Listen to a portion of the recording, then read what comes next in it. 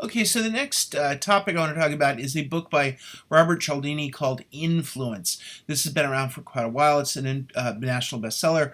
It's something that has a different take on the influence and persuasion of individuals, especially when they're spending money, or how they obviously can be manipulated, or how you can be manipulated. And it brings up principles that we're not going to cover elsewhere, although some of them, quite frankly, are very tied into what we've already covered. The six principles he talks about is reciprocity. We want to reciprocate, or reciprocation. That's one. Social proof. Commitment and consistency, liking, authority, and scarcity. These are all tied into not only Munger's principles, but the other principles that we've talked about in our book. But he has an interesting take on some of them. So let's talk about these individually. And let's start with the first one, which is reciprocation. So we want to reciprocate to people that have done things for us. We feel indebted to them if they give us a gift, if they do something for us. This ties into Benjamin Franklin asking someone to lend a book, borrow a book from someone.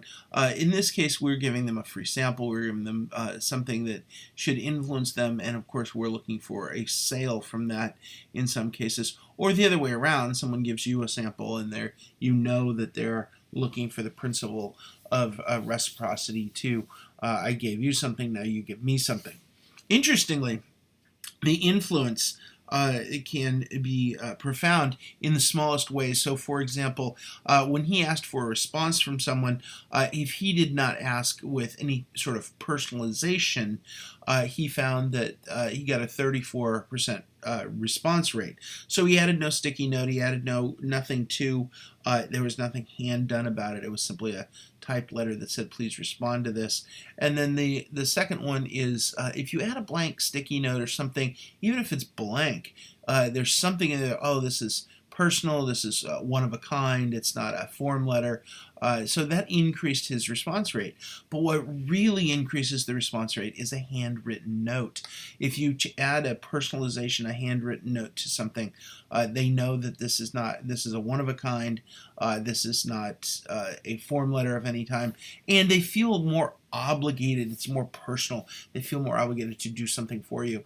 So you can use this in either way. So when you start to ask yourself questions about this, do I feel obligated to do something for them?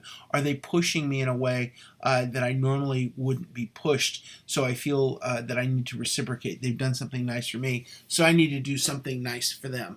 So this is one of his principles.